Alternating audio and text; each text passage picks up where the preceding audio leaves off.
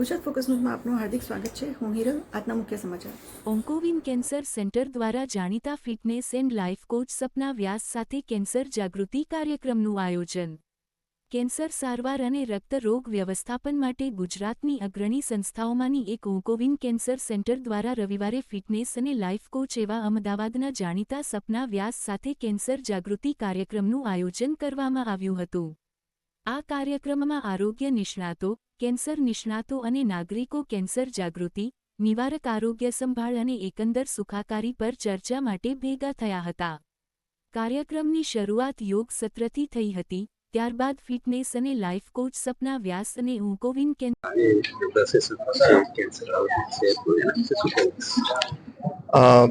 કેન્સરની અવેરનેસ બહુ જરૂરી છે સોસાયટીમાં. કેન્સર માટે લોકોમાં ઓવરઓલ બહુ જ ભય છે અને ખાસ કરીને ડાયગ્નોઝ થયા પછી ટ્રીટમેન્ટ ઓપ્ટ કરવામાં બહુ જ ભય છે. ખાસ કરીને જો પેશન્ટની ઉંમર વધારે હોય કે નબળું હોય વજનથી, તો લોકો ઘણી બધી વાર ડૉક્ટર સુધી આવતા જ નથી. એટલે કેન્સર અવેરનેસ માટે 3 વસ્તુ બહુ જરૂરી છે. એક, કે જે હેલ્ધી લોકો છે એ સ્ક્રીનિંગ કરે રેગ્યુલર ઇન્ટરવલ ઉપર, એટલે કેન્સર પકડાય તો અર્લી સ્ટેજમાં પકડાઈ જાય. બીજું, કે જે કેન્સર થવાના મુખ્ય કારણ છે ને જે આપણા કંટ્રોલમાં છે, જેવી રીતે વ્યસન અને લાઇફસ્ટાઇલ ચેન્જીસ, એ પહેલેથી જ લોકો ઓપ્ટ કરે અને કેન્સર થવાની સંભાવના જ ઘટાડે. અને ત્રીજું, કે જેને લક્ષણ છે એ ગભરાયા વગર કેન્સરના ડૉક્ટરને મળે અને એની ટ્રીટમેન્ટ માટે બધી મહેનત કરે, કારણ કે હવે કેન્સરની ટ્રીટમેન્ટના રિઝલ્ટ પહેલાં કરતાં ઘણા સારા છે. આ અમારો કેન્સર અવેરનેસનો મેસેજ અમારે ખાસ આપવો છે અને એના માટે આજનો કાર્યક્રમ આયોજિત કર્યો છે. નેક્સ્ટ વીક અમે અમારા વિઝનથી સ્થિત કે અમે એસજી હાઈવેમાં નવી બ્રાન્ચ કરી રહ્યા છે અને અમારે કેન્સર કેર ક્વોલિટી સાથેની બધાની નજીક પહોંચાડવી છે. એટલે એના માટે અમે આ કેન્સર અવેરનેસનો પ્રોગ્રામ રાખ્યો છે. એનો સક્સેસ રેશિયો એના સ્ટેજ ઉપર અને કઈ બીમારી છે એના ઉપર જાણવા મળે, પણ મોટા હું કહું કે સ્ટેજ 1, 2 અને 3માં કેન્સર ડાયગ્નોઝ થાય તો મેજોરિટી કેસીસને આપણે સાજા કે ક્યોર કરી શકીએ છીએ. અને હવે સ્ટેજ 4માં બી એવી ટ્રીટમેન્ટ છે કે આપણે સારી ક્વોલિટી ઓફ લાઈફ સાથે કેન્સરને કંટ્રોલ વર્ષો સુધી કરી શકીએ.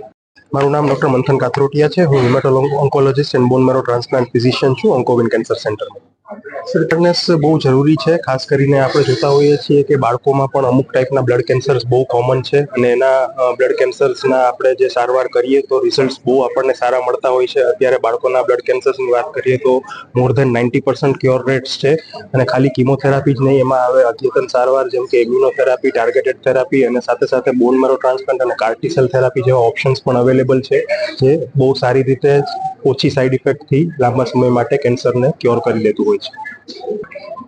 ડેફિનેટલી. એટલે અત્યારે જે ટ્રીટમેન્ટ્સ યુએસએ અને યુકેમાં અવેલેબલ છે, એ બધી જ ટ્રીટમેન્ટ ઇન્ડિયામાં અવેલેબલ થઈ ગઈ છે. એટલે હવે કેન્સર એ એક બહુ મોટો માઇથ બની ગયો છે. ઇન્ડિયામાં પણ તમે અદ્યતન અને લેટેસ્ટ સારવાર લઈ શકો છો અને એ સારવાર અવેલેબલ કરાવવા માટે ઓન્કોવિન કેન્સર સેન્ટર કટિબદ્ધ છે. ઓન્કોવિન કેન્સર સેન્ટરમાં અમે બધી એડવાન્સ ટ્રીટમેન્ટ જેમ કે બોન મેરો ટ્રાન્સપ્લાન્ટ અને કાર્ટી સેલ થેરાપી પણ કરી રહ્યા છીએ.